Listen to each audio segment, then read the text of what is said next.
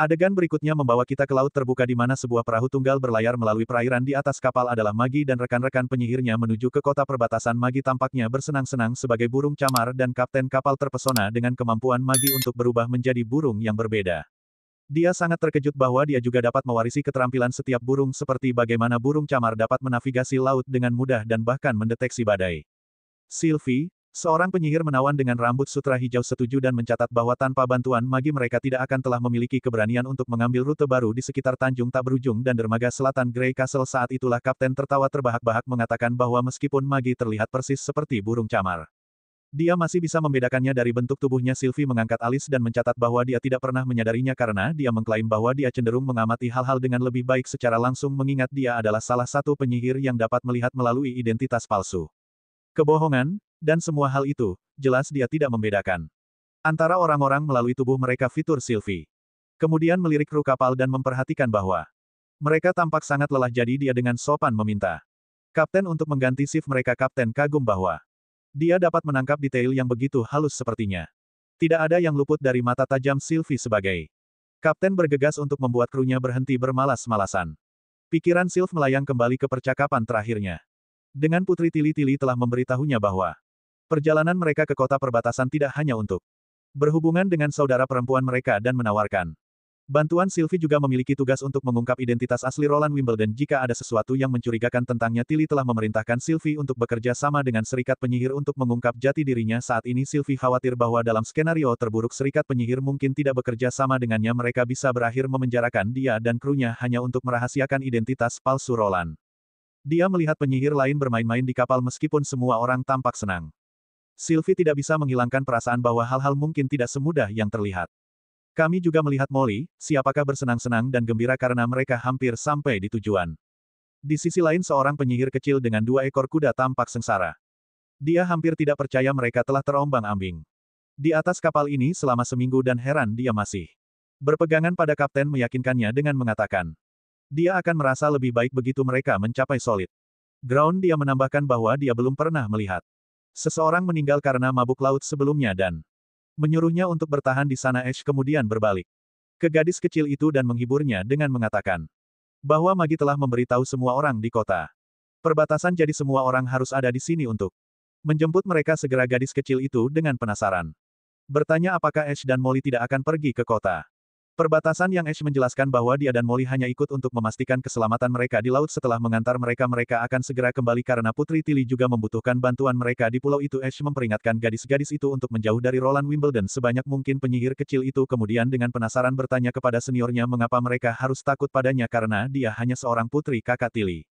Ash setuju bahwa dia adalah saudara laki-lakinya, tetapi menjelaskan bahwa menjadi bangsawan tidak berarti sang pangeran bukan orang menjijikkan yang suka meraba-raba penyihir. Sementara semua orang sibuk mengobrol tentang sang pangeran, Sylvie memperhatikan sesuatu naik ke langit dari pegunungan dan dia benar-benar terkejut dengan apa yang dilihatnya. Ekspresi kru tak ternilai saat mereka bertanya-tanya jenis burung raksasa apa itu. Para penyihir kecil menoleh ke senior mereka bertanya apakah dia pernah melihat sesuatu seperti itu sebelumnya. Sang senior mengakui bahwa ini adalah pertama kalinya dia menemukan sesuatu seperti ini. Saat mereka mendekat, hati Sylvie membengkak ketika dia melihat sambutan spanduk berkibar di udara. Jelas bahwa Serikat Penyihir menyambut mereka dengan hangat dan pesan spanduk itu dengan jelas mengatakan bahwa Border Town menyambut semua orang, yang membuat Sylvie terdiam sesaat ketika kapal akhirnya mencapai pantai. Wendy mengambil kesempatan untuk menyapa semua orang dengan hangat dan menyambut mereka di Border Town. Sementara Ash tetap tenang dan tenang di sekitar Wendy, para penyihir lain di belakang Ash masih terlihat sangat gugup. Wendy dan Ash bertukar salam dan Anna segera tiba di tempat kejadian. Ketika mata Sylvie mendarat pada Anna, dia memperhatikan bahwa semua sihir di sekitar para penyihir tampaknya tertarik ke arahnya. Jumlah kekuatan yang terpancar dari Anna membuatnya terpesona, membuatnya menyadari betapa luar biasanya kekuatan gadis kita Anna. Sementara beberapa penyihir sibuk bertukar salam, yang lain memperhatikan balon udara panas raksasa dengan rasa ingin tahu. Wendy mengambil kesempatan untuk mengisinya semua detail tentang balon udara. Wendy kemudian bertanya kepada Ash apakah dia yakin dia tidak akan datang ke kota karena pangeran sangat ingin melihat mereka lagi. Ash menertawakan lelucon bahwa pangeran pasti tidak akan senang melihat seseorang yang berencana memburu para penyihirnya. Dia bilang dia meninggalkan anak-anak di tangan teman-temannya yang cakap. Wendy wanita yang berhati besar atau berani. Kukatakan wanita boa besar dengan cepat setuju dan meyakinkan Ash dia akan merawat mereka dengan baik. Dengan petir itu mendorong semua penyihir baru ke dalam Balon sementara Sylvia masih merasa sedikit cemas Ana. Hanya menjentikkan jarinya dan api hitam meletus mendorong. Mereka ke langit Molly melambaikan tangan selamat tinggal. Terakhir dari tanah dan gadis-gadis di atas di udara. Lepas landas menuju rumah baru mereka di petir langit dengan cepat bertanya pendatang baru untuk memamerkan kekuatan mereka sementara Wendy memeriksa dengan Sylvie untuk melihat apakah dia merasa baik-baik saja. Sylvie menjawab bahwa dia baik-baik saja tetapi mengaku mengalami sedikit sakit kepala. Ya sepertinya dia merasakan lebih dari sekadar gelombang rasa sakit di dalam dirinya. Dia mengutuk dirinya sendiri karena secara naluriah mengaktifkan mata sihirnya. Dia tidak menyangka akan melihat begitu banyak daratan sekaligus dan ini adalah pertama kalinya dia melihat pemandangan yang begitu luas yang membanjiri sihirnya. Wendy menyarankan dia untuk mengambil beberapa napas. Dalam-dalam mengingatkannya bahwa setiap orang merasakan. Sedikit aneh pertama kali mereka lepas landas ke udara. Sylvie berterima kasih padanya dan meyakinkan Wendy bahwa dia sudah merasa lebih baik sementara gadis-gadis lain bersenang-senang saat Lightning dengan antusias bernyanyi tentang perbuatan heroik pangeran mereka. Dengan riang menceritakan semua petualangan yang mereka alami bersama sepertinya Sylvie akhirnya mulai bersantai. Menyadari suasana hati lebih santai dan menyenangkan. Dari yang dia harapkan dan dia berharap itu tetap seperti itu selamanya ketika mereka akhirnya tiba di atas border tahun balon mendarat di dekat kastil dan gadis-gadis itu benar-benar terkejut ketika mereka mendengar suara gemuruh ledakan meriam yang menembakkan petir dengan cepat meyakinkan mereka menjelaskan bahwa pangeran menembakkan meriam hanya untuk menyambut mereka segera setelah para penyihir dari serikat penyihir tiba untuk menyambut para pendatang baru. Sylvia terpesona oleh kenyataan bahwa sihir mereka benar-benar berbeda dari apa yang dia harapkan. Tidak membantu tetapi memperhatikan betapa ramahnya para suster serikat sejauh ini meskipun dia mengingatkan dirinya sendiri untuk tetap waspada untuk berjaga-jaga. Jika begitu mereka memasuki ruang makan mereka melihat pesta sudah diletakkan di atas meja sang pangeran dengan hangat menyambut semua orang di border town memperkenalkan dirinya sebagai penguasa wilayah barat dan memberitahu mereka untuk membuat diri mereka di rumah sementara. Para wanita lain sangat gembira melihat pesta di hadapan mereka. Sylvie benar-benar terpesona oleh apa yang dia lihat di hadapannya. Dia memperhatikan bahwa sang pangeran tidak mengenakan apapun batu penghakiman ilahi dan tidak ada jejak sihir di dalam dirinya. Ini memberitahunya bahwa pria di depan mereka memang Roland sendiri tidak disamarkan atau dikendalikan oleh sihir. Setelah hari yang sibuk kita menemukan sang pangeran meneguk anggur yang lezat sambil mengeluarkan sendawa yang memuaskan. Saat dia bersandar di tempat tidurnya dia sangat gembira dengan kedatangan penyihir itu. Dia bahkan tidak bisa tidur jadi dia minum untuk membantu dirinya tertidur. Sang pangeran menyapa para pendatang baru sebagai saudara perempuan dan bertanya apakah akomodasi mereka telah diatur, namun Nightingale tidak terlalu senang tentang dia memanggil mereka saudara perempuan langsung dari kelelawar memperingatkannya bahwa dia tidak boleh jangan percaya mereka begitu cepat. Sang pangeran bertanya pada Nightingale mengapa dia begitu berhati-hati. Dan Nightingale mengungkapkan bahwa penyihir bernama Sylvie itu berbicara setengah benar meskipun tidak ada yang jahat dalam kata-katanya. Dia sangat berhati-hati dalam memilih kata-kata. Sang pangeran mengangguk mengerti maksudnya. Dia berspekulasi bahwa Sylvie mungkin mencoba untuk menentukan apakah dia benar-benar Roland Wimbledon yang sebenarnya. Dia mengingatkan Nightingale bahwa jika salah satu anggota keluarganya benar-benar mengubah kepribadian mereka, dia juga akan bertanya-tanya apakah mereka telah digantikan atau dikendalikan. Ini adalah apa yang dipikirkan Tilly tentang dia sejak kembali ke ibu kota. Roland terkenal sebagai pemalas yang buruk dan sasaran empuk untuk diganggu. Ini membuat Nightingale penasaran juga bertanya-tanya apakah pangeran itu benar-benar Roland Wimbledon. Pangeran menjawab bahwa dia memang Roland tetapi pada saat yang sama dia tidak. Burung bulbul bersamanya indera tajamnya dengan cepat melihat bahwa sang pangeran tidak berbohong dan bertanya kepadanya mengapa dia bukan pangeran. Menyeringai dan hanya berkata bahwa memang begitulah adanya dan tidak ada yang perlu dibohongi. Nightingale hanya mengangkat bahu dan berkata bahwa selama dia tetap menjadi pangeran, dia tidak akan berbohong. Roland dia tahu dia baik-baik saja dengan itu. Sang pangeran mengangguk dengan jelas mengatakan dia selalu menjadi dirinya sendiri sejak hari dia bertemu dengannya. Keesokan paginya semua penyihir pendatang baru berbaris. Sebelum sang pangeran menyapanya dengan selamat pagi yang cemas, sang pangeran menyuruh mereka untuk santai meyakinkan mereka bahwa dia tidak suka formalitas jadi mereka bisa memanggilnya dengan sebutan Tilly apapun. Dia kemudian menjelaskan bahwa dia tidak akan menugaskan mereka pekerjaan apapun selama minggu pertama. Mereka harus meluangkan waktu untuk membiasakan diri dengan lingkungan kota dan menjelajahi kota perbatasan sebanyak mungkin. Mereka ingin dia menjamin bahwa tidak ada yang akan menganiaya mereka atau menculik mereka karena menjadi penyihir. Dia meyakinkan para wanita yang gugup bahwa dia telah menghapus pengaruh gereja dari wilayah barat. Jadi tempat ini sebebas pulau tidur, tempat kebebasan. Untuk semua orang, sang pangeran berlanjut dengan asumsi pendatang baru sudah mengetahui dasar-dasarnya dari antifase dan kedewasaan, jadi dia langsung menjelaskan bahwa akan ada pelajaran dasar setelah makan malam yang meliputi membaca menulis matematika dan ilmu pengetahuan alam. Gaji mereka akan menjadi 1 royal emas per bulan dengan akhir pekan libur dan liburan berbayar. Jika mereka memiliki pertanyaan, mereka dapat bertanya kepada Wendy. Klarifikasi setelah rincian administratif selesai. Sang pangeran menyelami bagian paling menarik dari pertemuan itu. Dia ingin melihat kemampuan penyihir itu secara langsung karena deskripsi Tilly agak samar. Dia memutuskan untuk keluar untuk memulai demonstrasi. Saat dia berdiri dari kursinya, Sylvie menyela untuk menambahkan sesuatu. Dia menyajikan beberapa lembar kertas dan menjelaskan bahwa Putri Tilly menemukan teks-teks kuno ini di sebuah situs reruntuhan dekat Teluk, dan ada juga surat yang disertakan dengan mereka. Pangeran mulai membaca surat itu dan dengan cepat menjadi cemas saat kita sudah tahu surat itu mengungkapkan beberapa informasi serius dan mengkhawatirkan terkait dengan apa yang ditemui Tilly di reruntuhan kuno dekat Teluk. Begitu pangeran selesai membaca, gulungan wanita menegaskan bahwa teks dalam surat itu sama persis dengan buku yang diambil cara dari reruntuhan hutan timur.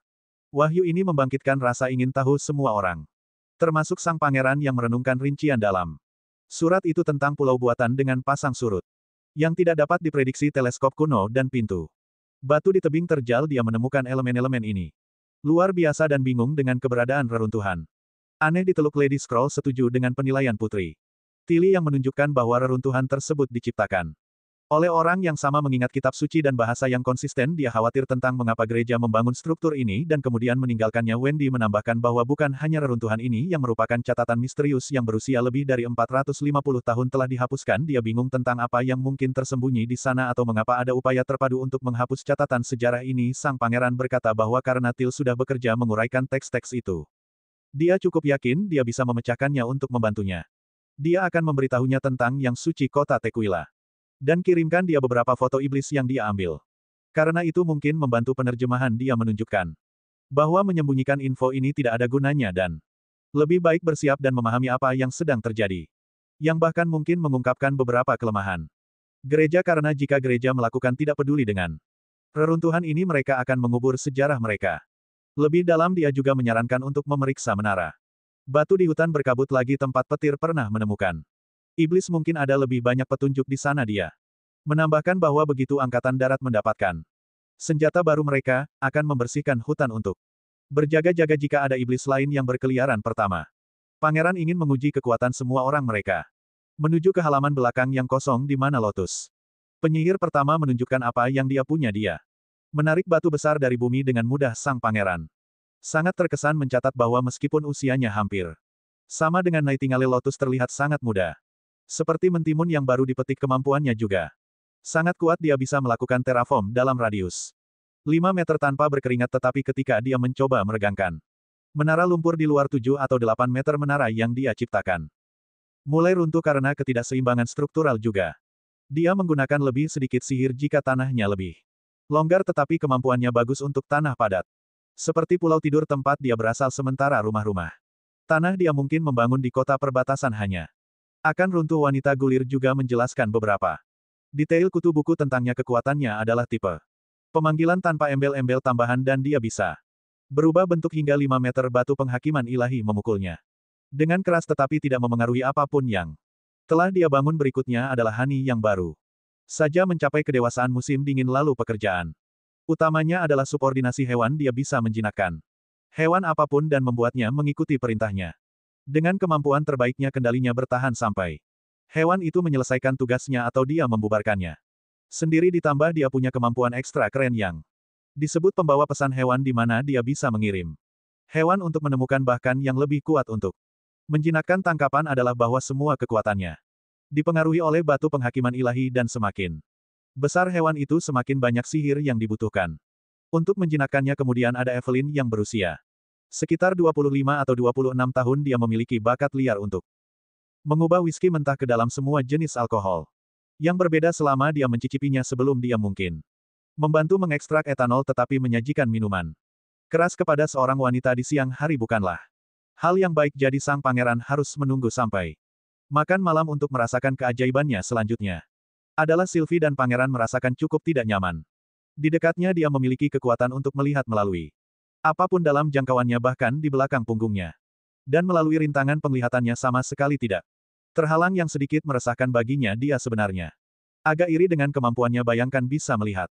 Melalui pakaian wanita manapun yang kamu inginkan Sylvie juga memiliki kemampuan tambahan yang mirip dengan Andales malam di mana sihirnya dapat melihat terakumulasi dan menghilang mengikuti Sylvie adalah lilin yang mencapai kedewasaan selama beberapa bulan terakhir sebelum kekuatannya terbatas pada lentera lilin tetapi sekarang mereka diperkuat dia bisa mempertahankan keadaan materi untuk jangka waktu tertentu misalnya jika dia melemparkan sihirnya pada es batu.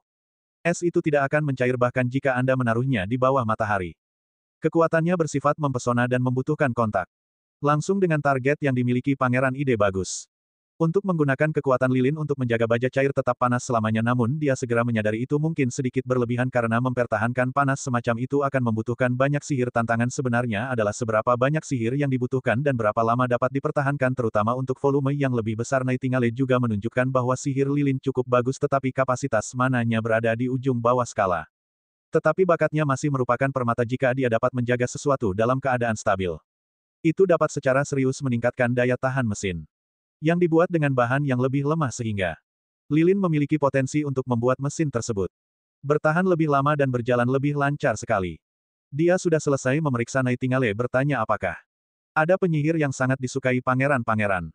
Menjawab bahwa menurutnya mereka semua cukup bagus Nightingale terkejut mendengar bahwa pangeran bersedia menepuk mereka semua malam ini tetapi dia memberinya bong lembut dan menjelaskan bahwa dia tidak mencoba untuk menyalahkan kesatrianya tetapi hanya bahwa kemampuan mereka mengesankan sang pangeran kemudian memutuskan sudah waktunya untuk kembali ke kastil karena pengujian telah selesai dia menyebutkan bahwa dia memiliki sesuatu yang ingin dia berikan kepada Nightingale setelah makan malam.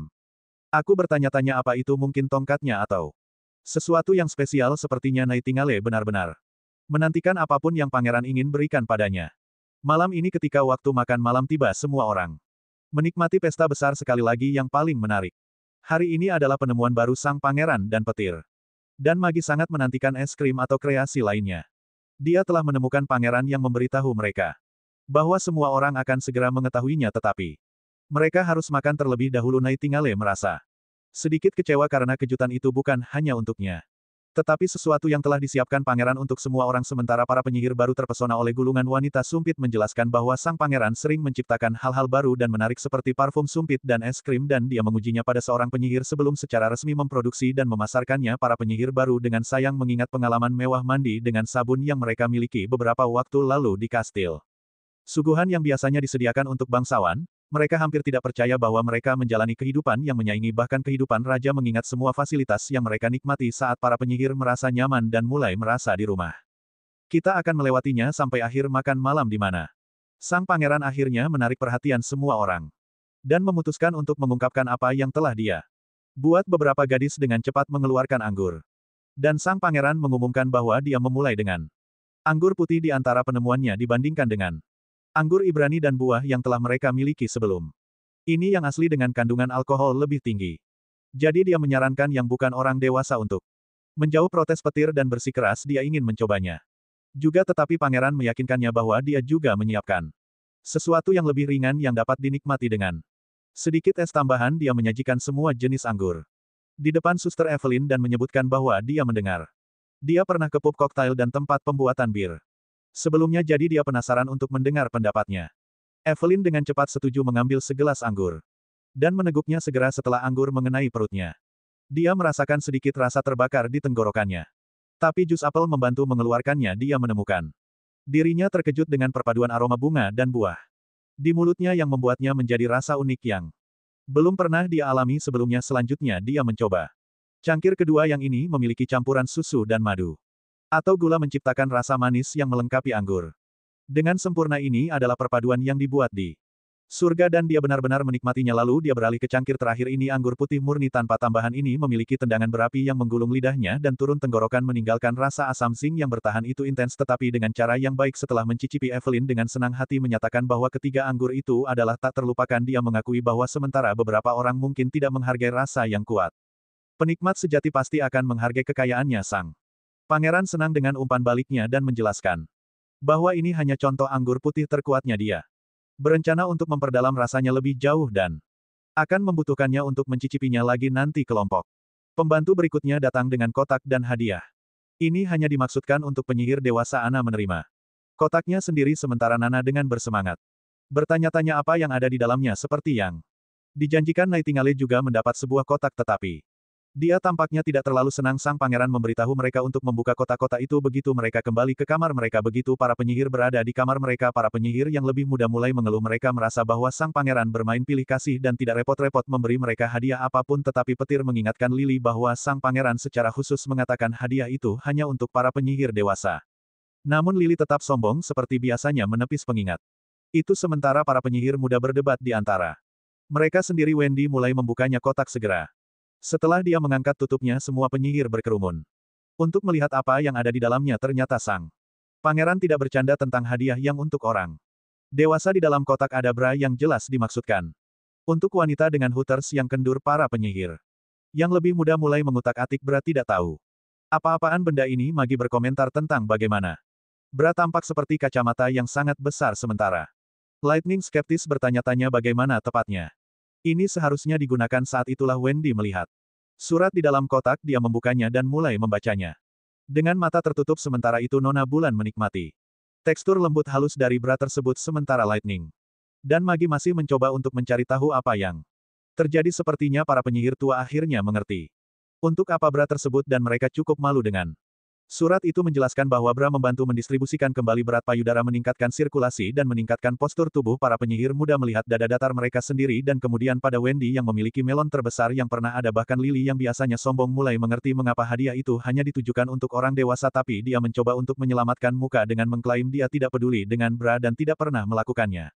Meskipun jelas bahwa Lily hanya mencoba menutupi rasa malunya karena tidak memiliki sepasang bra miliknya sendiri, Lightning memberitahu Wendy untuk melepasnya karena dia ingin mencobanya juga, tetapi Wendy menjadi bingung dan dengan cepat mendorong semua penyihir muda keluar dan menyuruh mereka tidur. Dia menutup pintu di belakang mereka, jantungnya masih berdebar kencang dan bertanya-tanya mengapa pangeran memberi mereka sesuatu seperti ini malam ini. Andale dengan bingung mempertanyakan mengapa pangeran tidak memberikan bra saja. Secara kolektif tapi kemudian kesadaran menyerangnya seperti petir tiba-tiba mungkin pangeran memberi mereka secara individual karena setiap bra memiliki ukuran yang berbeda yang berarti dia benar-benar memperhatikan ukuran setiap orang menyadari hal ini Nightingale berlari keluar ruangan dan bergegas ke kamar Ana di sana dia bertanya Ana dengan bangga memamerkan dadanya dan mengatakan bra itu sangat nyaman dan dia sudah memakainya dan merasa cukup nyaman.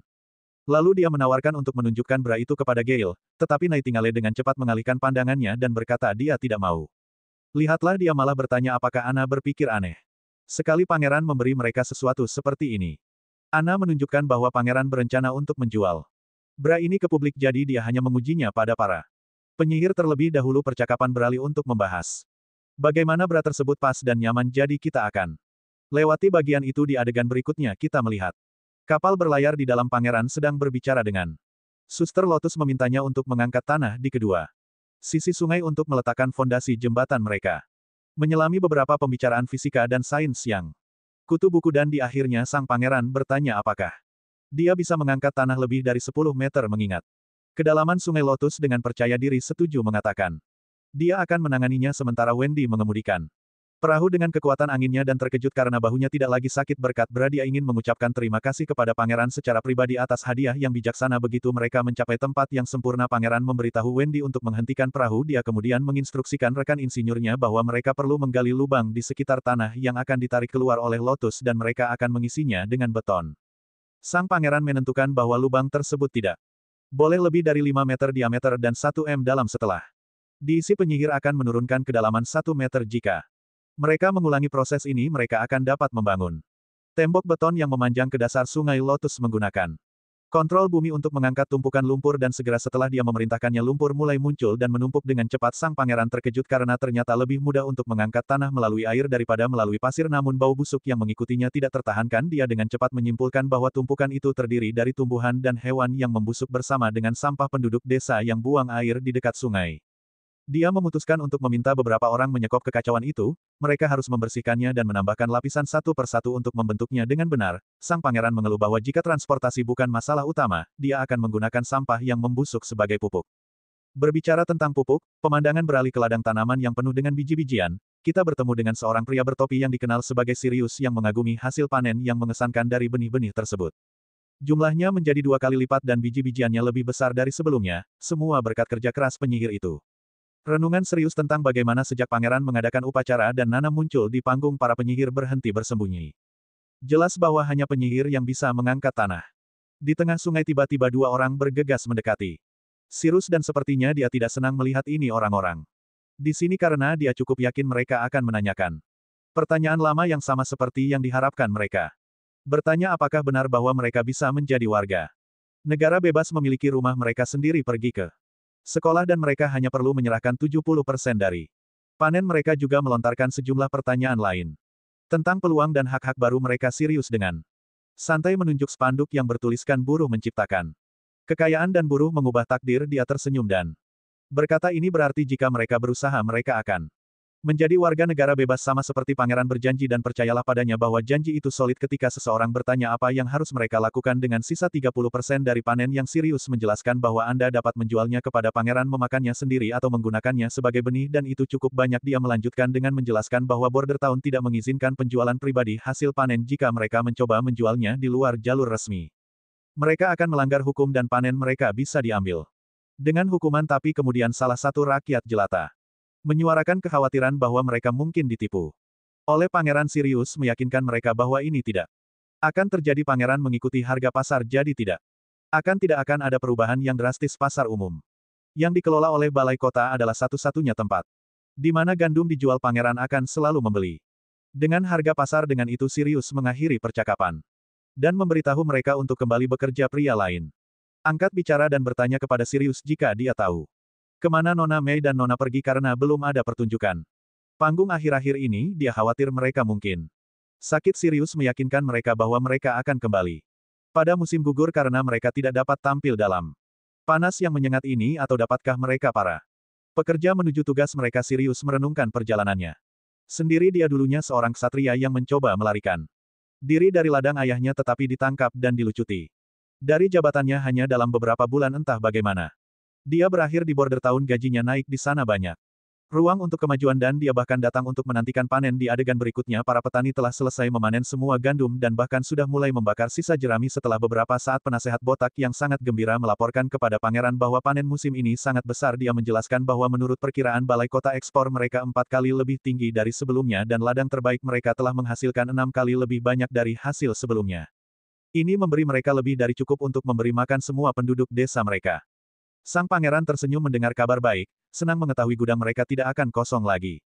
Penasihat botak itu menambahkan bahwa dengan tambahan pekerja dan lebih banyak petani mereka dapat dengan mudah mendukung 50 hingga 60 ribu orang. Ini membuat orang tua itu semakin bersemangat saat dia bermimpi tentang kota mereka tumbuh menjadi kota dan kemudian berkembang di seluruh benua yang Anda lihat di dunia ini. Pertumbuhan kota cukup banyak dibatasi oleh pasokan makanan. Kota besar seperti ibu kota dengan 20 ribu orang membutuhkan banyak desa di sekitarnya untuk memberi makan semua orang. Tetapi dengan mesin baru, anak laki-laki kami yang baru saja menghasilkan karya satu orang sekarang dapat memberi makan 10.000 orang dan panen besar di Border Town semuanya berkat biji-bijian yang ditingkatkan milik Sister Liv. Kita selanjutnya mempelajari bahwa pangeran telah mengurangi jumlah petani tanpa menurunkan hasil produksi yang berarti dia sekarang dapat fokus pada manufaktur karena tim pertanian telah menetapkan strategi pertanian terbaik menggunakan alat dan mesin logam.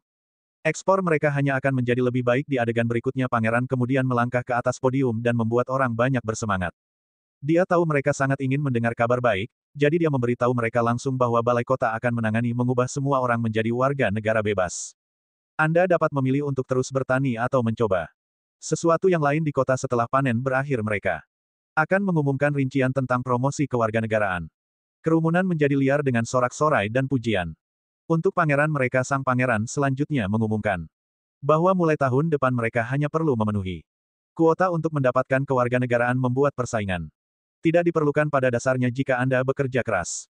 Anda dapat melepaskan identitas Anda sebagai pekerja kontrak seperti yang dia katakan sebelumnya. Kerja keras menciptakan kekayaan dan kerja keras mengubah takdir Anda. Dia berharap suatu hari ketika Border Town bebas dari pekerja kontrak dan setiap orang adalah warga negara bebas secara keseluruhan. Kerumunan meledak dalam kegembiraan mengayunkan pujian mereka untuk sang pangeran.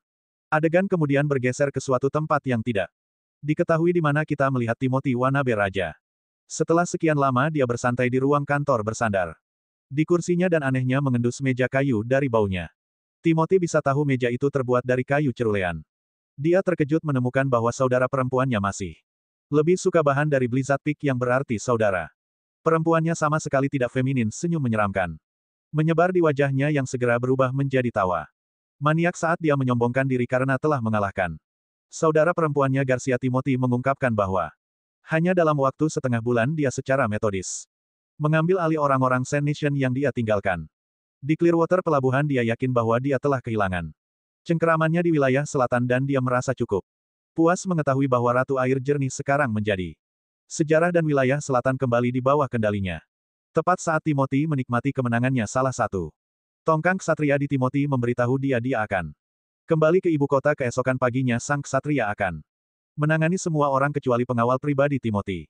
Di pasukan ksatria ibu kota dia menginstruksikan ksatria yang bernama Duke Edward untuk menjaga wilayah selatan tetap aman dan untuk mencegah bangsa pasir memasuki wilayah kastil abu-abu. Edward Hoss bertanya apakah ini berarti dia akan tetap tinggal. Timothy setuju mengatakan, masih banyak yang harus diselesaikan di sini dan dia membutuhkan seseorang yang setia dan kuat untuk tetap tinggal baik untuk berurusan dengan traditor atau mengumpulkan pengungsi. Dia meyakinkan Edward untuk tidak khawatir. Dia tidak akan terjebak di sini selamanya setelah semuanya di pelabuhan Clearwater beres. Dia akan memastikan untuk membawa Edward kembali ke ibu kota. Dia menjelaskan bahwa Grey Castle masih perlu disatukan dan sebelum menaklukkan barat wilayah dia akan membutuhkan banyak ksatria untuk bertarung. Jadi dia berjanji pada teman setianya bahwa dia tidak akan meninggalkannya. Edward melihat ke bawah dengan sedih dan mengingatkan Timothy bahwa saudaranya Raymond Hoss hilang. Dia bertanya mengapa tidak ada berita tentangnya, terutama karena sudah 2 bulan sejak Raymond pergi ke wilayah barat. Timothy meyakinkannya bahwa Raymond mungkin tertunda oleh sesuatu atau dia bisa saja sedang dalam perjalanan kembali. Dia memberitahu Edward untuk tidak khawatir tentang saudaranya. Untuk saat ini fokusnya harus pada pembakaran benteng lama Garcia. Timothy ingin semua orang di wilayah selatan melihat bahwa markas lama Garcia tidak akan menjadi apa-apa selain abu, bahkan jika dia mengembalikannya akan berada di reruntuhan. Dia memerintahkan Edward untuk membakar saja para prajurit yang selamat dari efek samping pil gereja. Begitu Timothy sendirian dia merenungkan bagaimana Border Town dengan mudah menangani ancaman iblis, mengalahkan Duke Rian dan merebut benteng Longsong. Dia bingung dengan bagaimana salah satu saudara paling bodoh melakukan semua ini. Tidak hanya Rayman dan 1.1500 prajuritnya yang dikerahkan ke barat juga telah kehilangan kontak sepenuhnya. Dia yakin bahwa sesuatu yang signifikan pasti telah terjadi di Border Town yang menyebabkan perubahan drastis pada saudaranya. Apapun kasus, Timothy bertekad membuat saudaranya Roland Wimbledon memohon pengampunan di kakinya akhirnya kembali ke kota suci. Paus menerima berita suram tentang kematian Heather. Meskipun pembaruan yang suram, dia tetap tenang dan meyakinkan juniornya bahwa Heather adalah gadis yang berbakti, cerdas dan jujur yang akan dikenang dengan sayang. Dia bersumpah bahwa pelaku Garcia Wimbledon akan menghadapi keadilan pada waktunya. Kekhawatiran Paus dengan cepat beralih ke apakah Garcia bekerja sama dengan kerajaan hati serigala dan bagaimana racun baru gereja bekerja melawan mereka. Sejauh ini pendeta utama melaporkan bahwa sementara racun itu bekerja seperti yang diharapkan selama serangan di hutan Broken Tooth, di mana ia melumpuhkan tentara musuh sebelum mereka dapat sepenuhnya melawan ancaman tersebut. Hasilnya kurang efektif ketika digunakan melawan kota Wolfart. Musuh tetap kuat dan tangguh dan main disalahkan atas kegagalan ini. Paus menjelaskan bahwa racun baru itu berasal dari binatang iblis dan lebih lanjut menyoroti bahwa ada catatan 70 kemampuan yang dapat melawannya dengan 30 yang mampu menetralkannya. Segera memberikan, bahkan ini tidak mengherankan bahwa bangsa besar seperti Wolfheart akan memiliki penyihir dengan tindakan balasan seperti itu. Paus berbagi kekhawatirannya bahwa jika para penyihir benar-benar dapat melawan serangan racun mereka, itu mungkin mengubah cara orang memandang mereka di hati serigala, bahkan berpotensi menjadikan mereka pahlawan, dan itu akan menjadi berita yang sangat buruk bagi gereja. Dia mengingatkan utama untuk tidak terlalu terpaku atas hilangnya penilaian mereka dan hukuman ilahi pasukan, karena itu mungkin mengalihkan perhatian mereka dari membuat keputusan penting dan mereka tidak ingin pertempuran menjadi dingin. Tetapi ada hikmahnya bagi Paus. Garcia dan pasukan hati serigala semuanya berkumpul di satu tempat dan dia berencana untuk mengalahkan mereka semua sekaligus. Junior tidak tahu bagaimana mereka melakukannya seharusnya. Mencapai ini jadi Paus hanya memberitahu juniornya untuk mengikutinya saat mereka berjalan melalui terowongan yang remang-remang. Seorang ksatria menerangi area tersebut. Paus menunjukkan senjata rahasia mereka yang awalnya dimaksudkan untuk digunakan melawan iblis yang kuat. Itu dapat diletakkan untuk menggunakannya sekarang. Dia menyebutnya City Breaker dan itu berjalan dengan sihir yang membutuhkan 3 atau 4 penyihir untuk mengendalikannya. Paus menjelaskan bahwa City Breaker memiliki jangkauan yang jauh melampaui ketapel dan balista, sangat sulit bagi tembok kota biasa untuk bertahan melawan baut baja, dan itu dapat mengiris kapal kayu seperti pisau melalui kain. Dia yakin itu akan menangani tembok kota Wolfheart dan armada bendera hitam dengan mudah. Ketika main bertanya apakah senjata ini dikembangkan oleh kuil suci rahasia, Paus mengatakan tidak dan mengungkapkan berita mengejutkan bahwa itu sebenarnya berasal dari musuh mereka, iblis dunia bawah. Itulah sebabnya itu disembunyikan jauh di dalam gua mereka dan dia menyarankan main untuk merahasiakannya dan hanya menggunakannya secara strategis karena mereka tidak ingin warga sipil melihat jenis kekejaman itu, kata Paus. Akan pergi ketugaskan dua penyihir murni terbaik untuk membantu memastikan Garcia dan Wolfar tidak akan lolos kali ini. Mendengar wajah Pendeta M bersinar seperti anak kecil di toko permen. Anda melihat penyihir murni di bawah Paus adalah yang terbaik dari yang terbaik. Dengan beberapa header main dengan cepat merespon dengan tegas, ya Tuan. Kembali ke Border Town. Sirius melaporkan kepada pangeran bahwa peralatan mereka saat ini tidak akan menangani semua Harvest Milling. Dia menyarankan untuk mendirikan pabrik bertenaga uap di dekat sungai Redwater.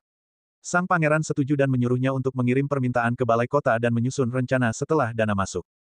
Sirius juga menyebutkan bahwa 516 orang telah menjadi warga negara bebas dan nama mereka telah dikirim ke orang tua Barov. Dengan itu Sirius menyelesaikan laporannya. Sang pangeran cukup senang dengan kinerja Sirius dan yakin bahwa Sirius akan berharga dalam merekrut bangsawan dan ksatria dari benteng mengingat sopan santunnya. Yang mengesankan selanjutnya adalah Lady Scroll yang mewakili sektor pendidikan. Dia melaporkan bahwa semua siswa yang menyelesaikan studi dasar mereka telah pindah ke sektor pilihan mereka dengan 5 bahkan melamar ke laboratorium kimia. Tampaknya Pangeran Roland berharap lebih dari 5 rekrutan karena jika tidak laboratorium yang baru dibangun mungkin akan berakhir kosong untuk sementara waktu. Bahkan Kyle Chi, kepala jurusan kimia, prihatin dengan sedikitnya jumlah pelamar. Sang pangeran kemudian meminta Kyle untuk melaporkan situasi di departemennya. Kyle yang tidak menyukai pertemuan-pertemuan ini menjelaskan bahwa dia tidak ingin membuang-buang waktu dan menyarankan untuk mencari perwakilan baru untuk departemen tersebut. Jika ini adalah rutinitas, Kyle Chi kemudian menunjukkan bahwa dia membutuhkan lebih banyak personel asisten. Baru masih muda tetapi mereka cepat pembelajar dan pendidikan dasar tampaknya telah berhasil. Dia juga menyebutkan bahwa jika pangeran memberinya akses ke kimia 2011 dia mungkin akhirnya temukan cara untuk memproduksi aset dalam skala yang lebih besar. Berikutnya adalah seorang pria berkacamata yang melaporkan kemajuan infrastruktur di Border Town. Dia meliput semuanya mulai dari jembatan hingga tempat tinggal dan tembok kota.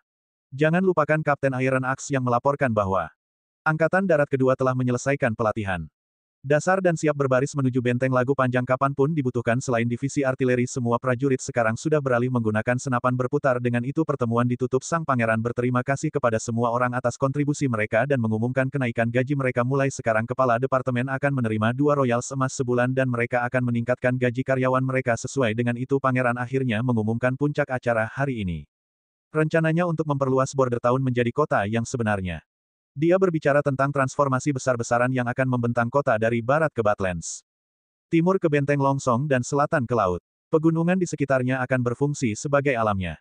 Tembok yang membuat kota lebih besar dari ibu kota atau kota manapun di keempat kerajaan. Dia menekankan bahwa yang dibutuhkan hanyalah kerja keras dan persiapan untuk mengubah Border Town menjadi keajaiban metropolitan yang akan mengalahkan semua yang lain. Setelah semua orang pergi, orang tua Barov mengemukakan kekhawatiran meskipun panen baru-baru ini berhasil. Perbendaharaan kehabisan dana setelah membayar Margaret ke Guild Pedagang dan Theo, keuangannya hanya tersisa sekitar 2.000 royals emas yang merupakan saldo yang sangat rendah. Pangeran Roland meyakinkan Barov bahwa pendapatan akan segera datang karena Guild Margaret diharapkan untuk membeli 1 set uap lagi. Mesin segera juga tabung bertekanan tinggi dan hidrogen penggantian akan memerlukan sedikit penelitian dari Departemen Kimia. Setelah itu diurutkan, mereka berencana untuk menjual balon udara panas dan isi ulang hidrogen. Mereka akan mengenakan biaya 50 royals per isi ulang dengan isi ulang gratis. Setelah setiap 10 yang harus memberikan aliran pendapatan yang stabil. Berbicara tentang Departemen Kimia, Barov kemudian menunjukkan bahwa Kyle Chi perlu meningkatkan keterampilan sosialnya karena dia sering tidak sopan. Pangeran tidak keberatan dengan kurangnya keterampilan sosial Kyle setelah semua ilmuwan tidak dikenal karena menghabiskan banyak waktu di udara segar saat malam. Semakin larut Kyle Chi setiap pada sifat ilmuwan masih terkubur dalam studinya. Dia bergulat dengan tabel periodik dan persamaan meskipun kita tidak perlu membahas detailnya. Yang jelas adalah Kyle adalah bekerja tanpa lelah, bertekad untuk mengisi laboratorium dan mencari tahu cara memproduksi asam. Tujuan utamanya adalah untuk mendapatkan kimia 2011 dari pangeran. Meskipun apa sebenarnya yang diperlukan masih menjadi misteri bagi kami. Tampaknya Kyle memiliki banyak hal yang dipertaruhkan dan dia mendorong dirinya sendiri untuk batas untuk mencapai tujuannya. Adegan berikutnya membawa kita ke sebuah gua misterius di mana para penyihir dapat terlihat menjelajah. Mereka tiba-tiba berhenti dan Nightingale bertanya kepada Sylvie apakah ini tempat. Terowongan terbelah. Petir melompat masuk dengan instruksi yang tepat mengatakan mereka harus mulai dari pintu kedua. Sementara Sylvie juga menambahkan 2 sennya untuk membantu mengarahkan tim ke arah yang benar. Setelah sedikit berkeliaran, titik-titik petir di luar sana, hanya ada 1 pintu terakhir untuk diperiksa. Malam Andale dengan bersemangat Menghilang dari tempatnya dan muncul kembali di depan. Mendesak semua orang untuk bergerak lebih jauh ke dalam. Sylvie menonton ini samar-samar bisa melihat keajaiban.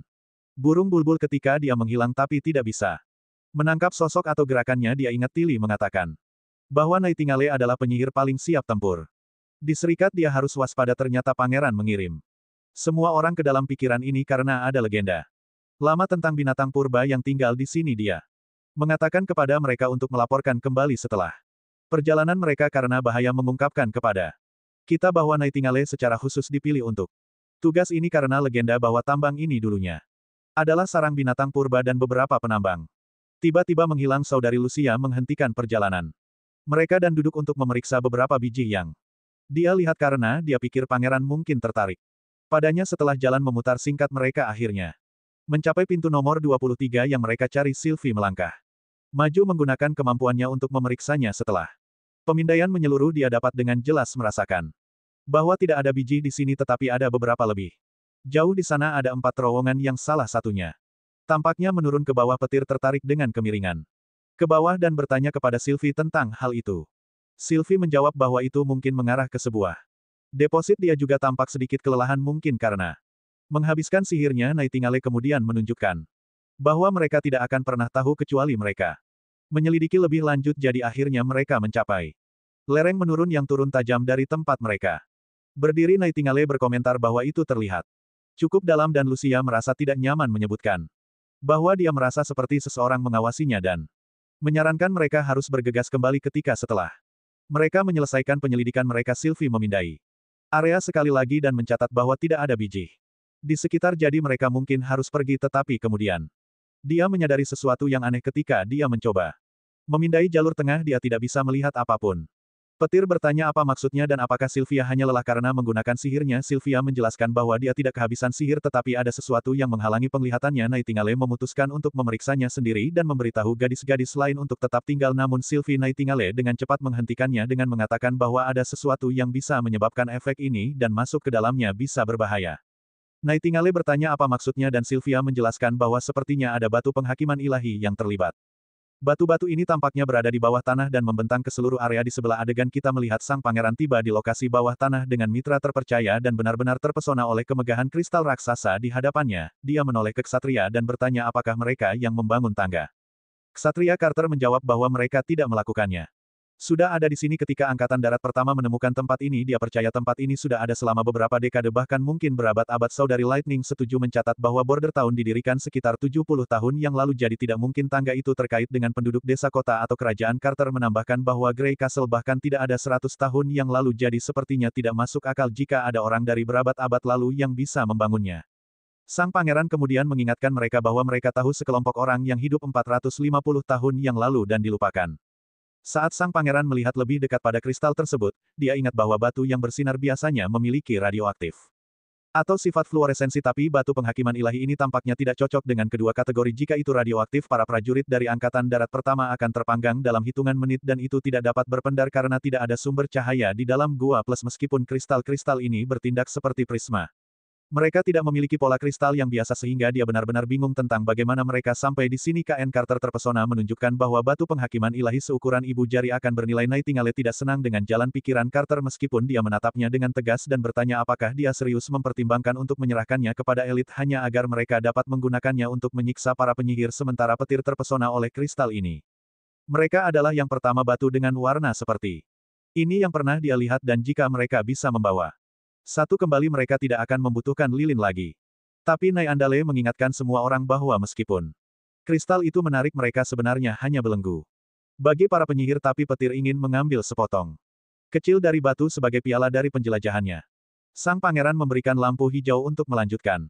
Asalkan dia tidak terlalu takut dengan hal itu. Dengan petir itu mencoba memecahkan batu dengan batu tapi tidak meninggalkan goresan sedikit pun. Bahkan KN Carter terkejut karena sejauh yang dia tahu batu penghakiman ilahi seharusnya adalah petir yang rapuh kemudian mulai menghantam kristal dari sudut yang berbeda, tetapi hasilnya sama, tidak ada goresan, tidak ada retakan, tidak ada apa-apa. Saat itulah pangeran memberitahu Nightingale untuk memberikannya. Coba dia membombardir kristal itu dengan peluru, tapi kristal itu tetap berkilau dan tidak rusak seperti sebelumnya. Sang pangeran penasaran bahwa bahkan revolver tidak dapat membuat penyok di kristal Carter bertanya-tanya dengan keras bagaimana gereja berhasil memecahnya untuk dijual jika sekeras ini untuk memecahkan. Nightingale kemudian menunjukkan bahwa batu-batu ini harus dihancurkan dengan kekuatan sekecil apapun. Ana juga menimpali dengan beberapa info miliknya sendiri. Menanyakan kepada anak laki-laki kita apakah dia masih ingat peta harta karun. Dia menjelaskan bahwa salah satu peta sebenarnya menunjuk ke lokasi ini bukan tambang utara. Pangeran juga terkejut dengan ini. Berita menyadari bahwa gua ini menyimpan sejumlah besar batu-batu ini, yang menjadikannya bagian dari tempat harta karun begitu. Mereka kembali ke kantor sang pangeran mempelajari semuanya dengan gulungan nyonya. Dia menunjukkan bahwa itu cocok dengan apa yang dia ingat dan titik paling selatan tidak memang selaras dengan tambang utara gulungan. Wanita menambahkan bahwa jika Ana benar peta ini bisa menjadi salah satu gereja yang tertinggal saat mencari urat batu baru. Dia penasaran mengapa mereka meninggalkan semuanya setelah menggali dan membangun tangga pangeran. Mengungkapkan bahwa mengingat nilai tinggi batu penghakiman ilahi gua ini tentu saja tidak tampak seperti sesuatu yang akan mereka tinggalkan karena mereka tidak dapat pergi ke kota Tequila saat ini. Dia bertanya-tanya apakah jawabannya mungkin hanya ditemukan ketika mereka mengunjungi batu itu. Menara saya tidak sepenuhnya yakin apa yang sedang terjadi, tetapi mari kita berharap untuk segera menghubungkan titik-titiknya ketika kita lebih jauh menyelami cerita saat Night Falls di Border Town. Para penyihir baru mengobrol selama kelas belajar mereka. Evelyn bertanya kepada saudari Lilin apakah pangeran menugaskannya tugas apapun. Lilin mengangguk dan menjelaskan bahwa dia memberinya tugas. Dia mengatakan dia memintanya untuk menggunakan kekuatannya pada beberapa gumpalan logam agar tetap padat pada suhu ruangan, tapi dia tidak yakin apa yang akan dia lakukan dengan gumpalan tersebut. Lilin kemudian bertanya tentang tugas apa yang diberikan pangeran kepada Evelyn, yang mana Evelyn mengungkapkan bahwa pangeran tidak memintanya untuk melakukan sesuatu yang spesifik. Dia bebas untuk belajar apapun yang dia inginkan. Terkadang dia memintanya untuk mencicipi minuman keras baru dan dia memberikan saran seperti menambahkan air atau jus buah, tetapi sang pangeran tampaknya fokus untuk membuat alkohol terkuat yang mungkin saat itulah gadis kecil itu menyebutkan bahwa sang pangeran pasti punya alasan untuk permintaannya, tetapi sebelum dia bisa menjelaskan, guru mereka Lady Scroll masuk. Lady Scroll mengabarkan berita bahwa mereka tidak akan mempelajari materi baru hari ini.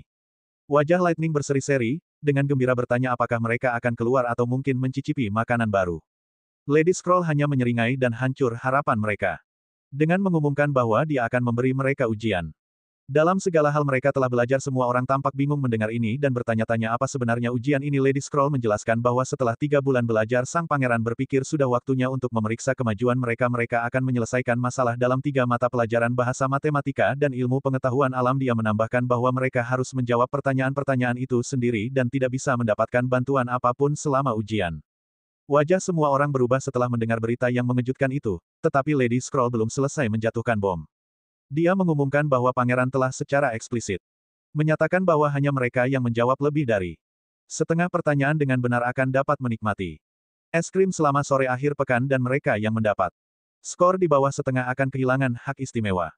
Minum teh mereka baris terakhir membuat Andale benar-benar bingung. Sebagai penggemar teh sore, dia cukup yakin dia dalam masalah. Lady Scroll menambahkan bahwa penyihir dari Pulau Tidur dibebaskan dari ujian ini dan dapat tinggal dan menyelesaikan atau mengambil cuti. Tidak peduli skor mereka, mereka tidak akan kehilangan hak istimewa apapun. Para penyihir baru akhirnya menghela nafas lega menyadari mereka tidak sepenuhnya kacau.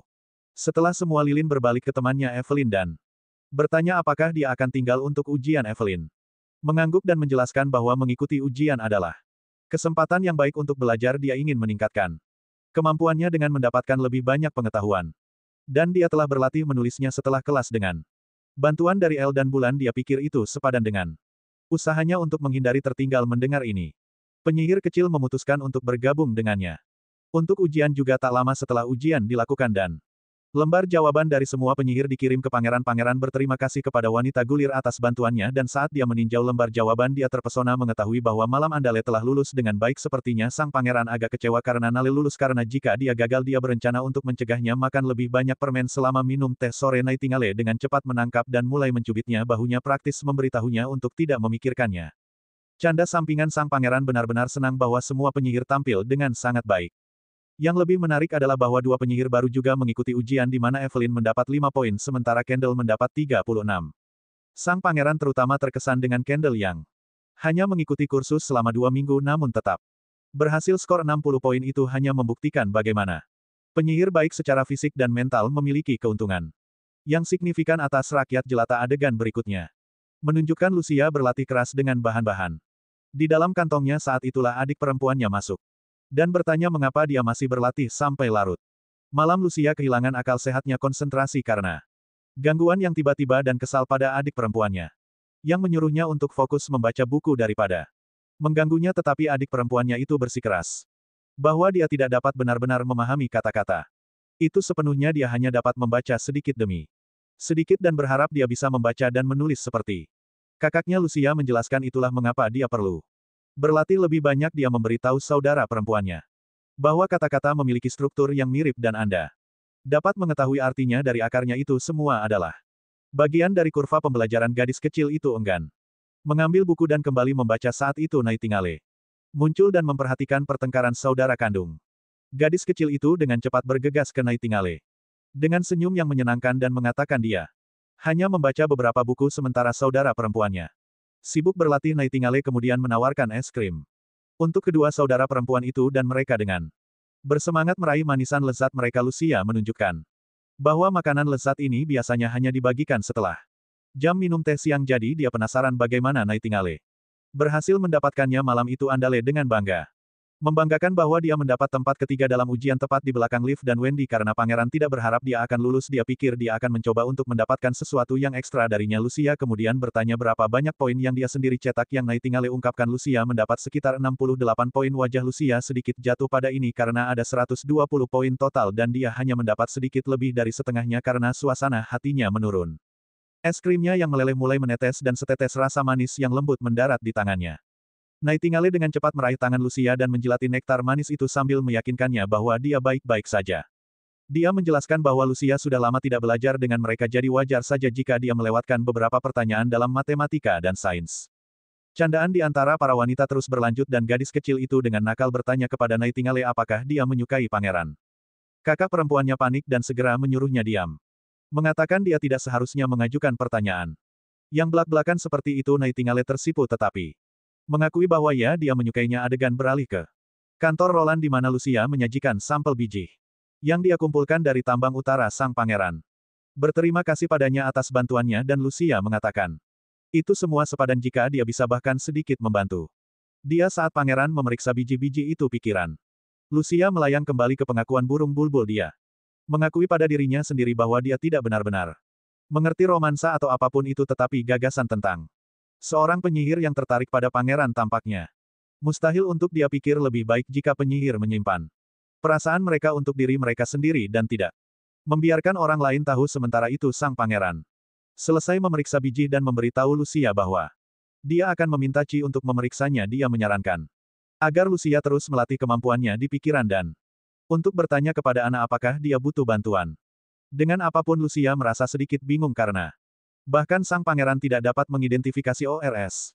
Tetapi kemudian sang pangeran memanggil namanya dan dia menjadi bersemangat dengan perhatian. Tiba-tiba sang pangeran memberi selamat padanya karena lulus ujian dan mengungkapkan bahwa dia berada di posisi Ken dengan 68 poin. Dia mengakui bahwa itu mengesankan.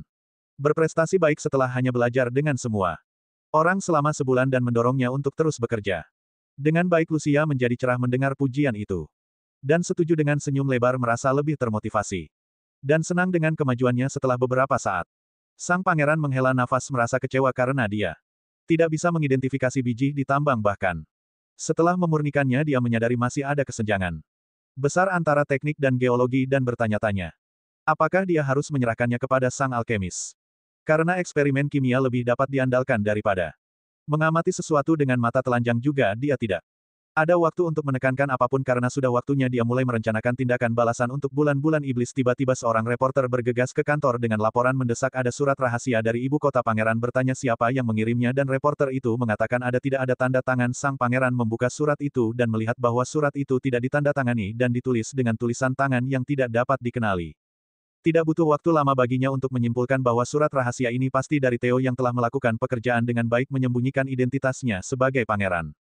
Menyipitkan mata ke arah teks yang dia baca bahwa pasukan 1000 orang telah meninggalkan ibu kota dan menuju wilayah barat. Adegan berikutnya dibuka dengan tepuk tangan dan sorak-sorai dari penonton yang merayakan penampilan luar biasa dari para aktor panggung di latar belakang. Seorang pendatang baru bertanya kepada Lady Mei apakah dia tampil dengan sangat baik. Lady Mei mengakui bahwa dia memang sudah banyak berkembang. Gadis kecil lainnya menimpali dengan harapan akan ada kata-kata penyemangat dari seniornya juga. Namun Lady Mei menghancurkan hati juniornya dengan mengatakan bahwa dia masih jauh tertinggal dan perlu mengatasi emosinya.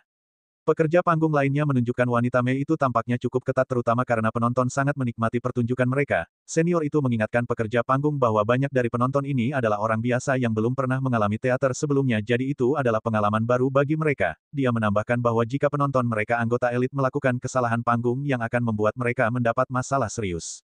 Tiba-tiba ada aktor lain yang masuk tanpa kehilangan irama. Dia langsung memarahi Lady Mei dan krunya, melabeli mereka sebagai aktor kelas 3 yang tampil di tempat kumuh seperti Border Town.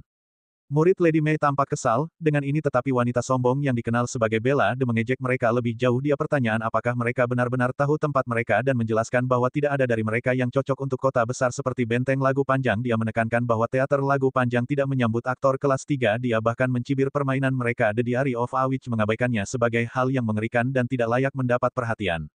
Dia melanjutkan omelannya dengan menuduh Lady Mei menyebabkan penurunan pendapatan teater karena tampil di kota yang kotor menurutnya tidak ada bangsawan yang ingin menonton pertunjukan dari teater yang juga tampil untuk rakyat jelata tanpa menagih harga berapapun dan orang-orang biasa ini tidak lebih dari monyet di matanya. Tetapi Lady Mei tidak menerimanya, dia membalas dengan memperjelas bahwa Bella bersikap sombong dan tidak tahu apa-apa.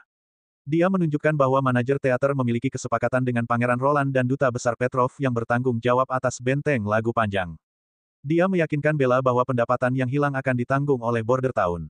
Dia selanjutnya memberitahu Bella untuk mengendalikan diri dan berhenti berlarian seperti ayam tanpa kepala karena ini adalah kesepakatan bisnis dan untuk reputasi wanita Mei dengan bangga menambahkan bahwa hanya aktris kelas 2 yang akan khawatir kehilangan reputasi mereka saat dia tampil di ibu kota. Para elit tidak bisa mendapatkan cukup pertunjukannya. Terakhir dia menjatuhkan bom bahwa buku harian seorang penyihir ditulis oleh Pangeran Roland sendiri. Jadi dengan menjelek-jelekkan drama itu, Bella tidak hanya meremehkan beberapa naskah acak, dia menunjukkan penghinaan terhadap bangsawan. Yang mana itu bisa dihukum oleh hukum tapi Bella terus mengoceh yang akhirnya berujung pada tamparan keras. Di wajahnya dari Lady Mei setelah menamparnya Lady Mei menarik napas dalam-dalam mengeluarkan rasa frustrasi. Yang menggelegak di dalam nona Bella si pecundang itu. Dengan pelan peringatkan Mei bahwa dia sudah melewati batas dengan menamparkan sesama aktris mereka mengingatkannya bahwa wajah seorang aktris adalah asetnya yang paling berharga dan dia tidak bisa seenaknya menamparkan orang. Meskipun Lady Mei dalam hati mengakui bahwa dia bertindak berdasarkan dorongan hati dia masih tidak punya niat untuk melakukannya meminta maaf kepada wanita murahan. Ini dia juga mengingat waktunya dengan Pangeran Carter. Mencatat bagaimana pria mungkin tampak berotot dan kuat tetapi kelemahan mereka ada di mata dan tenggorokan. Mereka jika harus berurusan dengan antek-antek ini. Dia yakin bisa menjatuhkan mereka dengan satu tendangan. Jadi dia tidak goyah dan melangkah maju hadapi mereka. Tapi saat itu Pangeran Carter muncul dia mengumumkan bahwa dia ada di sini untuk menangkap siapapun yang menghina Pangeran Roland atau bersekongkol melawan. Kru teaternya Bella dan kedua lekinya terkejut melihat KN Sang Pangeran dan Bella cukup yakin mereka kacau. Karena dia adalah orang yang meremehkan drama Sang Pangeran malam itu Knight Carter dan Lady mungkin bersenang-senang bersama mengobrol dan menikmati kebersamaan tetapi kami tidak tertarik dengan omong kosong mesra mereka. Jadi mari kita lompat ke depan 2 hari di dalam kastil. Border Town perwakilan dari 5 keluarga telah berkumpul. Dari sekitar wilayah barat Pangeran Roland mengungkapkan bahwa dia telah menerima intel yang dapat diandalkan. Yang menunjukkan bahwa Timothy telah mengirim tentara ke Benteng Longsong jumlah mereka tidak jelas tetapi tidak diragukan lagi mereka datang ke Border Town dia menjelaskan bahwa strategi khas Timothy melibatkan penculikan rakyat jelata untuk memperkuat pasukannya. Kemudian membuat mereka memakan obat gereja obat ini. Dikenal sebagai pil Crimson jahat memberikan kekuatan. Rakyat jelata bahkan lebih besar dari para ksatria. Tetapi efek sampingnya fatal dan irreversible Timothy berencana untuk melemahkan kekuatan wilayah barat dengan mengubah siapapun tidak berguna untuk dia menjadi berserker yang dibius membuat semua orang di sini dalam bahaya sebagai pemimpin wilayah barat Pangeran Roland. Menginstruksikan semua perwakilan untuk memobilisasi personel mereka ke benteng dengan melakukan hal itu Timothy tidak akan dapat memperkuat pasukannya. Salah satu anggota menyuarakan kekhawatiran yang menunjuk keluar bahwa mereka tidak memiliki cukup makanan dan persediaan untuk mempertahankan langkah seperti itu tetapi Pangeran Roland menjelaskan bahwa mereka harus membawa semua yang mereka bisa dan mereka hanya memiliki 3 hari untuk melakukan itu setiap rakyat jelata harus diangkut ke kota dan sekali tentara Timothy dikalahkan. Mereka dapat kembali ke rumah, semua perwakilan berlutut untuk memberi hormat dan setelah mereka pergi, Pangeran Roland berbalik ke pasukannya, Kapten Kapak Besi, dan menjelaskan bahwa pasukan ini berbeda dari yang terakhir mereka hadapi. Tentara Timothy saat ini berlayar menyusuri Redwater. Sungai berencana untuk menyusup melalui Willow Town. Dia menjelaskan bahwa rute ini sangat sulit karena begitu mereka melewati Sungai Fog mereka akan memiliki pilihan untuk menyerang benteng di selatan dan timur gerbang atau terus ke barat untuk mengepung di atas kota perbatasan untuk menghindari penyebaran mereka pasukan terlalu tipis. Pangeran Roland menekankan bahwa mereka perlu memfokuskan prajurit terbaik mereka untuk menyergap musuh di Redwater River Fog karena itu adalah titik paling strategis untuk pertahanan yang sukses. Dia lebih lanjut menjelaskan bahwa petir dan magi akan mengawasi pergerakan musuh sehingga mereka tidak perlu menempatkan tentara tambahan untuk pertahanan. Sebaliknya mereka hanya perlu mengatur penyergapan. Untuk serangan tunggal yang menentukan dia juga mencatat bahwa benteng Lagu Panjang akan membutuhkan 100 tentara.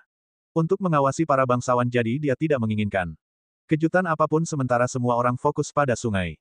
Redwater kapak besi akan menangani artileri dan menaiki kapal di kota kecil untuk menemuinya di River Fog dan anak kita sendiri akan bergegas ke sana segera setelah dia selesai dengan urusan di benteng. Nightingale tampak khawatir bertanya apakah pangeran benar-benar berencana untuk pergi sendiri. Pangeran mengangguk mengatakan tidak ada orang lain yang tahu bagaimana menangani kemampuan penyihir seperti yang dia lakukan jadi sangat penting baginya untuk berada di sana setelah kapal mereka berlayar.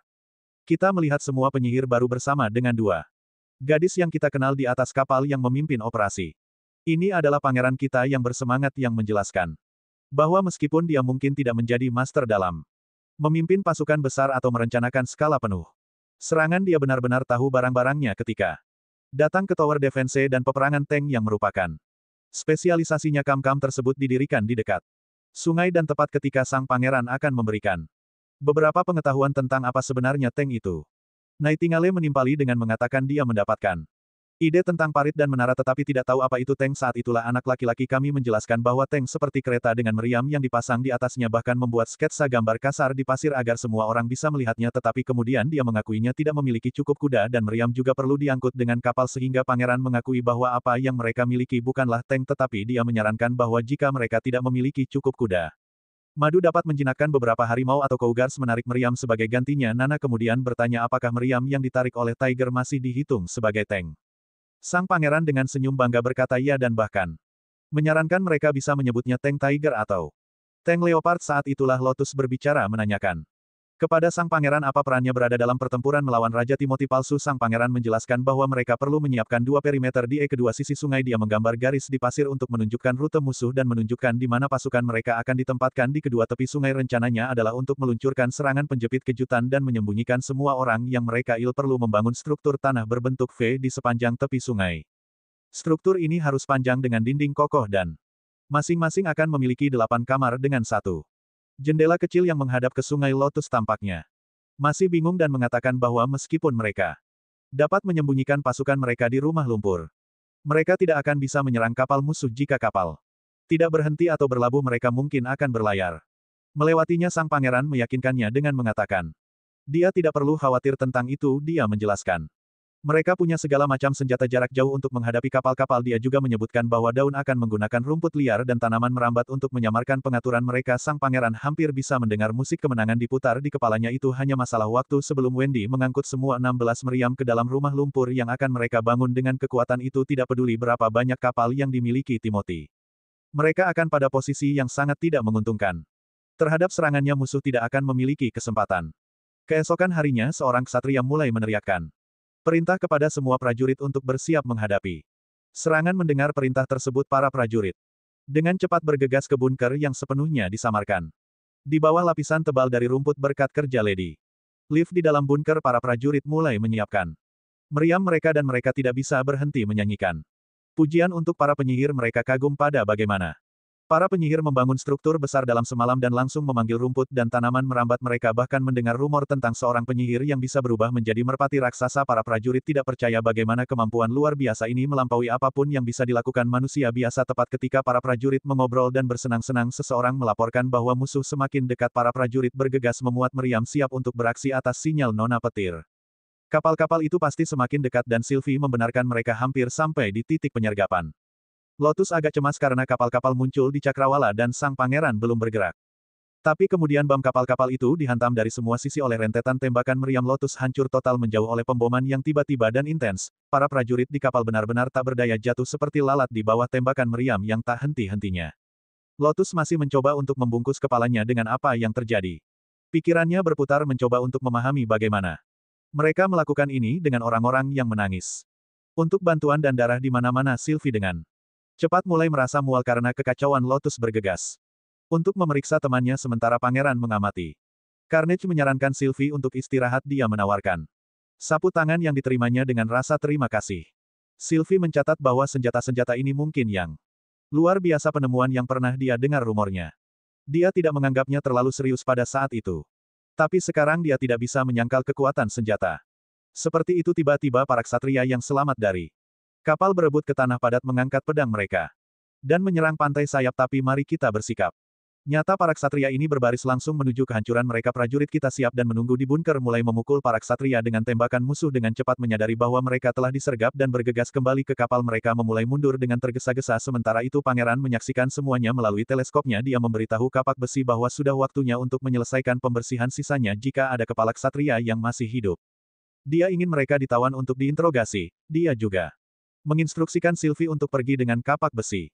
Untuk mengawasi tentara musuh memastikan tidak ada yang mendapat. Pergilah penyihir menawan Sylvie dengan cepat menyetujui instruksi pangeran. Dia sekarang mengerti mengapa pangeran begitu percaya diri dalam melindungi para penyihir di depan umum dengan kemampuan militer yang begitu kuat. Bahkan pasukan hukuman ilahi gereja mungkin kesulitan untuk mengalahkannya. Jika Putri Tilly bisa menggunakan senjata yang begitu tangguh, dia mungkin tidak perlu bersembunyi lagi dan musuh bisa merasa hampir mustahil untuk meluncurkan serangan yang sukses. Kapak besi akhirnya kembali dari misinya dan melaporkan kembali dia berhasil menangkap hanya 2 ksatria. Yang pertama memperkenalkan dirinya sebagai Adipati Ular dan segera memohon pangeran untuk mengizinkan dia mengirim pesan ke keluarganya dengan menjanjikan tebusan besar sebagai balasannya. Ksatria kedua memperkenalkan dirinya sebagai Edward Silt dari keluarga Silt di wilayah utara dan dia juga mengklaim bahwa keluarganya bersedia membayar tebusan untuk pembebasannya dengan nada yang menakutkan.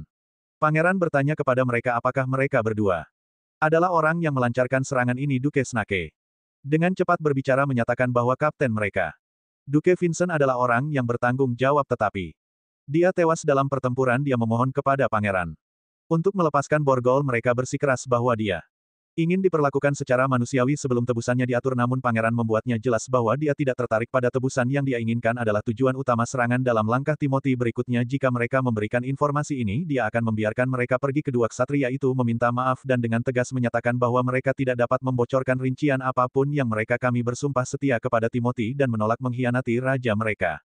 Kita dapat mengatakan bahwa sang pangeran benar-benar terganggu oleh tanggapan mereka. Jadi dia hanya berbalik dan mulai berjalan pergi. Dia memberitahu kapak besi bahwa nasib para ksatria ini terserah padanya dan membuat jelas dia tidak peduli apa yang terjadi pada mereka selama dia mendapatkan informasi yang dia butuhkan. Kapak besi dengan cepat setuju memberitahu prajuritnya untuk membawa kedua ksatria itu pergi. Sebelum mereka pergi, pangeran mengingatkan kapten bahwa setelah interogasi selesai keduanya, para ksatria harus dihitung sebagai korban karena mereka sendiri yang menyebabkan hal ini dengan menginvasi wilayah barat dan melibatkan warga sipil dalam kekacauan mereka. Keesokan harinya di border town, sang pangeran mengetahui bahwa tentara yang mereka kalahkan hanyalah gelombang pertama pasukan Timothy. Kapak besi menegaskan bahwa ini sesuai dengan strategi Timothy Wimbledon yang mengungkapkan bahwa Timothy mengirim gelombang pasukan refuge untuk menyerang wilayah barat menggunakan taktik yang sama dengan yang digunakan di pelabuhan Clearwater. Sang pangeran bertanya apakah semua prajurit adalah warga sipil. Kapak besi menjawab bahwa itu campuran. Beberapa adalah penjahat dan pembuat onar di antara para pengungsi. Dia menjelaskan bahwa Timothy menangkap orang-orang ini, membuat janji palsu untuk menenangkan mereka dan kemudian memaksa mereka untuk meminum pil. Dengan cara ini mereka sepenuhnya berada di bawah kendali Timothy dan Timothy membutuhkan lebih banyak pil untuk menjaga mereka di bawah pengaruhnya dan mengelola rasa sakit dan keinginan mereka. Sang pangeran merasakan kesedihan bagi mereka yang dipaksa meminum pil karena pil tersebut hanya menawarkan penangguhan hukuman sementara yang menunda kematian yang tak terelakkan. Dan dia tahu bahwa bahkan satu pil berarti mereka selain menyelamatkan Irona. Kapak setuju mencatat bahwa Timothy tidak pernah menyebutkan efek samping pil kepada orang-orang itu dan semua orang tertipu untuk percaya bahwa mereka akan menerima status dan hadiah setelah bertarung. Duke Vincent telah meremehkan pertahanan border town dan berpikir bahwa 1000 rakyat jelata yang dibius akan cukup untuk menghancurkan kota perbatasan. Kapak Beyond lebih lanjut mengungkapkan bahwa Duke Snake membocorkan lebih banyak detail selama interogasi.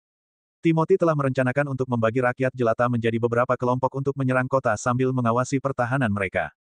Sang pangeran membuat jelas dia tidak akan membiarkan tentara musuh lolos kali ini karena ular Duke adalah bagian dari gelombang pertama. Dia bertanya apakah mereka Tahu apapun tentang gelombang berikutnya kapak besi. Berbagi bahwa mereka tidak mendapatkan banyak detail tentang gelombang kedua, tetapi Duke Ular itu menyebutkan, itu akan jauh lebih besar dari yang pertama. Sang pangeran kecewa melihat Timothy menyia-nyiakan nyawa yang berharga.